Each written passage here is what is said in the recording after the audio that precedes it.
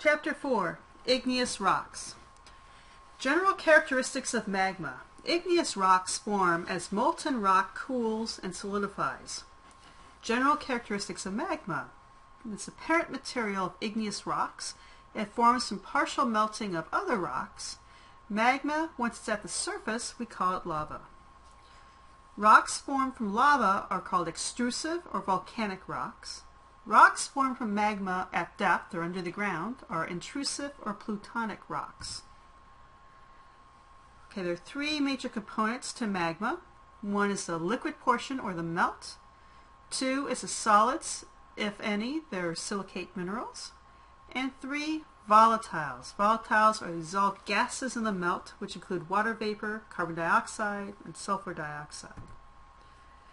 Crystallization of magma. Cooling of magma results in the systematic arrangement of ions into orderly patterns. Silicate minerals result from crystallization in a predictable order. Texture is the size and arrangement of the mineral grains. Texture is the overall appearance of a rock based on the size, shape, and arrangement of interlocking minerals. Okay, so first the size. Factors affecting crystal size. One is the rate of cooling. The slower the magma cools, there are fewer but larger crystals. Faster is if it cools fast, many small crystals. If it forms very, very fast, it'll form glass rather than crystals. Okay. Percentage of silica presence, SiO2, will also affect crystal size, and also dissolved gases.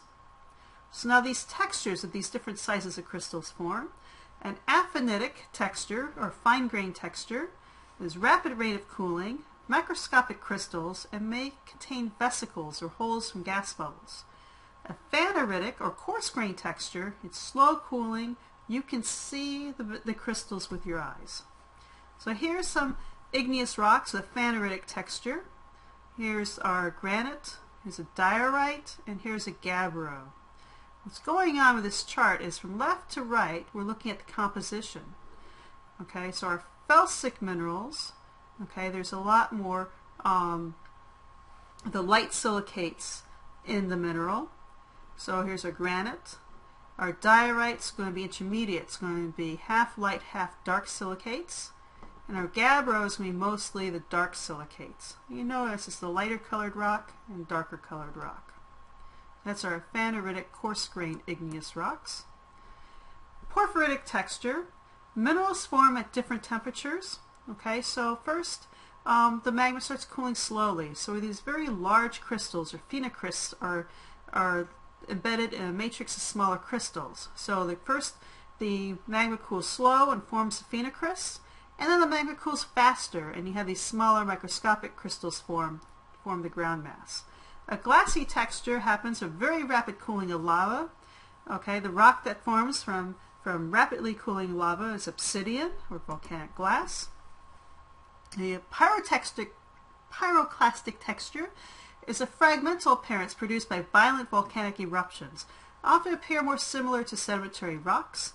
And the pegmatitic texture is exceptionally coarse-grained, really large crystals formed in late stages of crystallization of granitic magmas. So here's a pegmatitic texture. These are giant crystals compared to what we've seen in other pictures so far. Our glassy texture obsidian is a conchoidal fracture, which helps in making tools such as arrowheads. Okay, so here's a diagram showing where different igneous rocks form.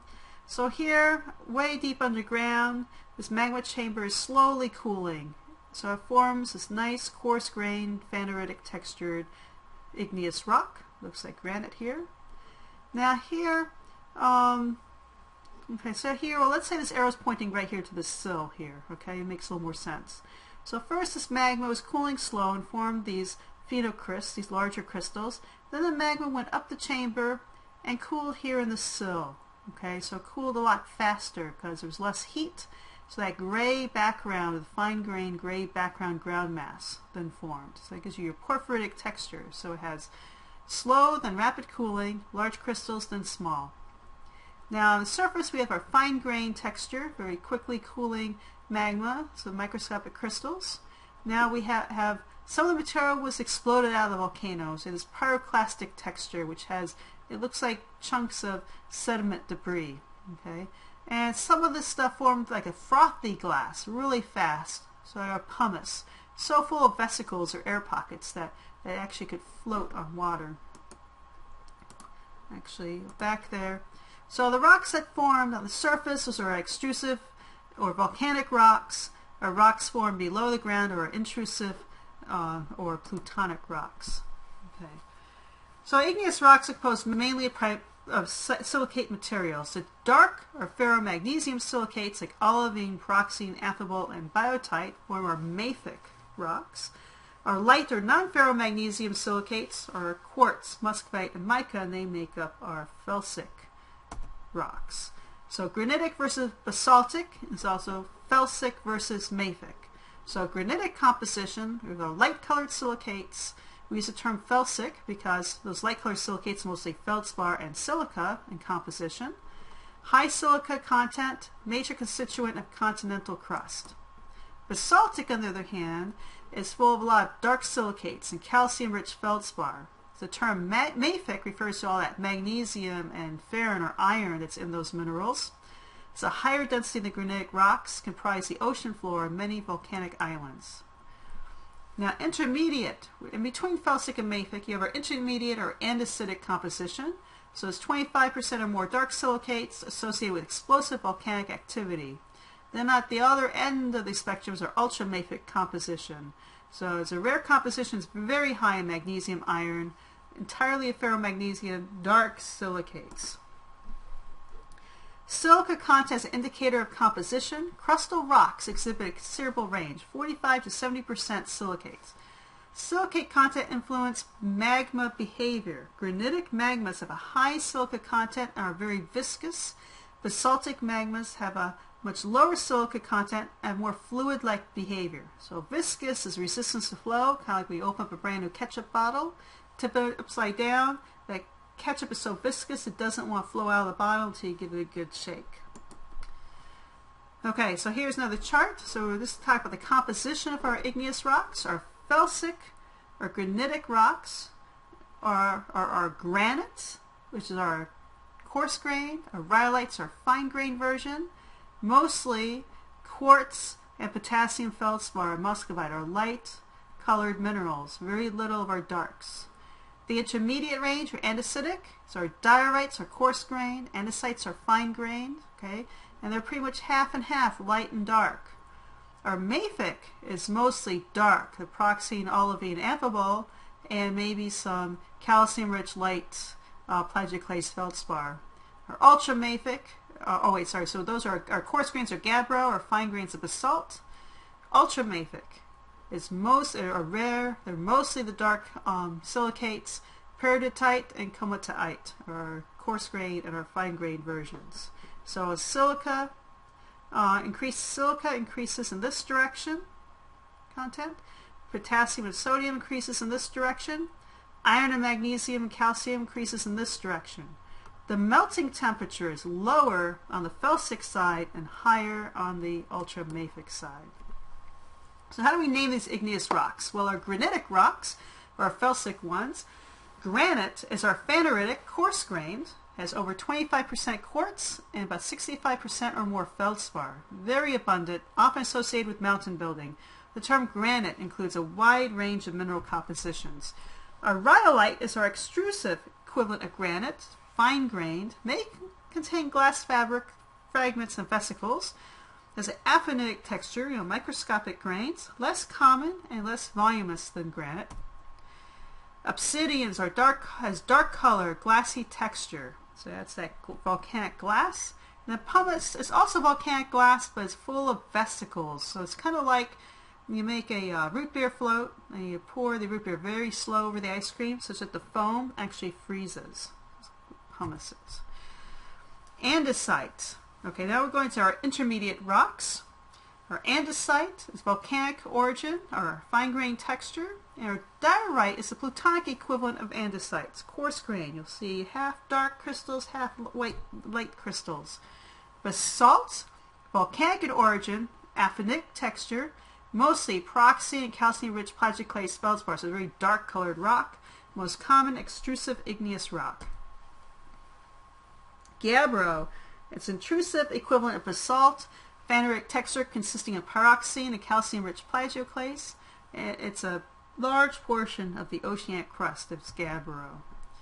Okay, so here's our full classification chart. So see, we have in this direction our chemical composition, which also relates to our rock color. Okay, the lighter silicates to our darker silicates. Okay, along here, this is our coarse-grained or phaneritic line, and here's our fine-grained or aphanitic line.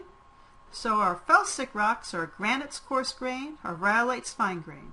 For intermediates, diorites coarse-grained, andesites fine-grained. Mafic, gabbro coarse-grained, basalt is fine-grained. Ultramafic, peridotite is coarse-grained, comatite is our fine-grained. Our porphyritic rocks, remember the large crystals with the fine-grained background mass, we kind of name, we say it's a porphyritic, and then we name the phenocryst. So a porphyritic mica something or other. Okay. Our glassy ones are obsidian, volcanic glass, is obsidian, and our pumice, which is our frothy glass. And then our pyroclastic or fragmental volcanic rocks and minerals are volcanic tuff, has fragments that are smaller than 2 millimeters, and volcanic breccia has larger, greater than 2 millimeter fragments. 2 millimeters, that's the diameter of a sand grain. Okay. So here's some pictures of these common rocks.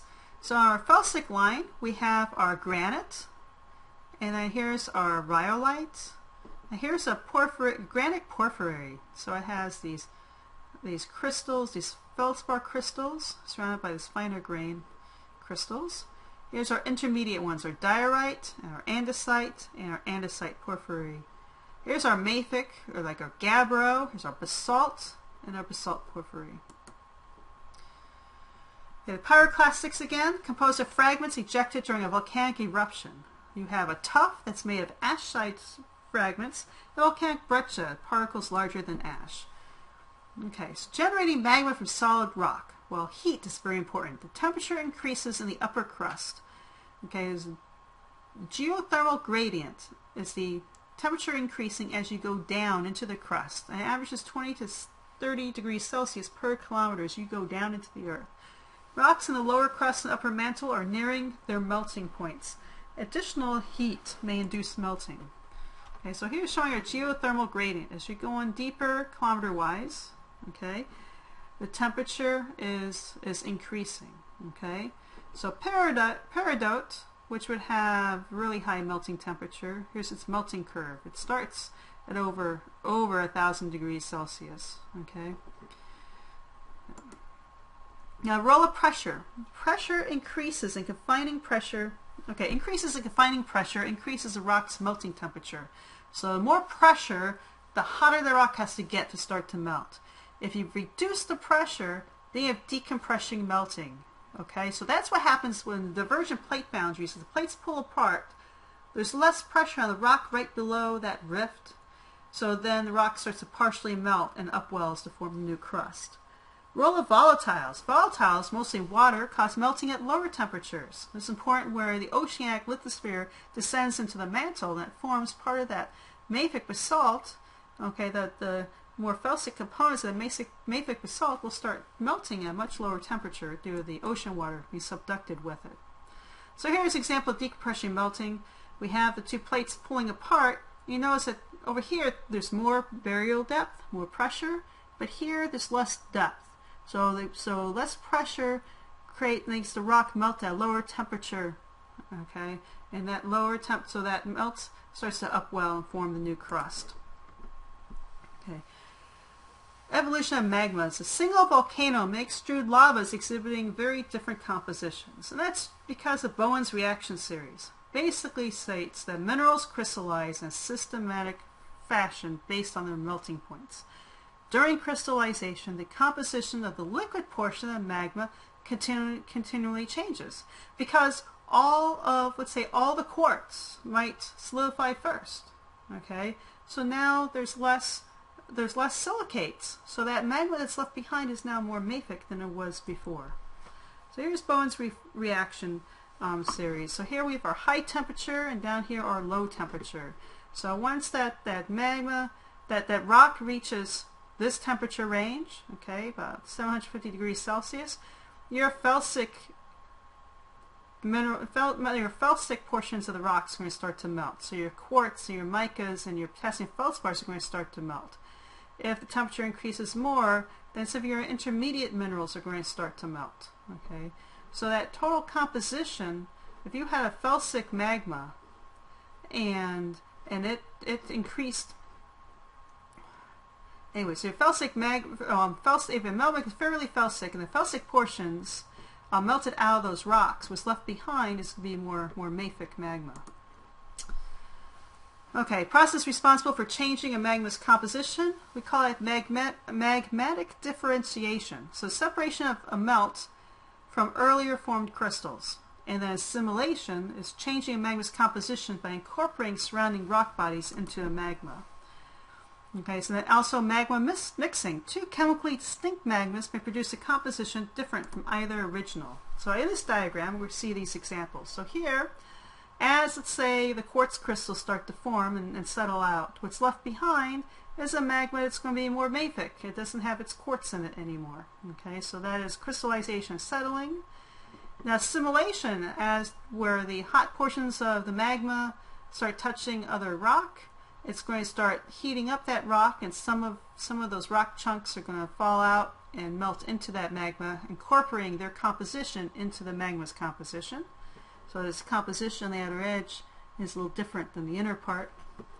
Magma mixing, you have this magma body rose up and intercepted this magma body, and that magma here starts to mix. Okay, so it's assimilation, magma mixing, and magmatic differentiation. Partial melting and magma formation. Incomplete melting of rocks is known as partial melting. Formation of basaltic magmas most originate from partial melting of mantle rocks at oceanic ridges. Large outpourings of basalt magma are common at Earth's surface. Formation of andesitic magmas produced by the interaction of basaltic magmas and more silicate-rich rocks in the crust. These may evolve by magmatic differentiation. Formation of granitic magmas most likely form at the end product of crystallization of andesitic magma. Granitic magmas are more viscous than other magmas and tend to lose their mobility before reaching the surface, and produce very large plutonic structures that later form very large mountains. Most magma is emplaced at depth in the earth. It's deep underground. An underground igneous body, once cooled and solidified, is called a pluton. Okay, now we classify these large igneous bodies, or bodies of rock, by their shape, and so their shape, they're either tabular or sheet-like, or they're just massive. Okay, and then their orientation with respect to the host surrounding rock. So disconcordant. Okay, those plutons cut across sedimentary rock units. Concordant plutons go parallel between sedimentary rock units. And the names of these features, a dike is a tabular disconcordant pluton. So it's a flat tabular pluton that cuts across sedimentary features. A sill is a tabular concordant pluton. So these sills go in between the sedimentary layers. For example, a Palisades sill in New York. A laccolith is similar to sill, but it's a lens-shaped or mushroom-capped shape mass that arches up the overlaying strata upwards. Okay, so here's some examples. So here's our large plutons here. These cross-cutting tabular features are our dikes. Okay, and the horizontal tabular features are our sills. Here's a laccolith that's been uplifted and is being eroded away. Also, the feature where magma is solidified in a volcanic chamber forms a volcanic neck, especially when the rest of the mountain volcano has been eroded away. Here's a picture of a sill. This is igneous rock that's solidified between two different sedimentary rock layers. This is at Salt River Canyon, Arizona.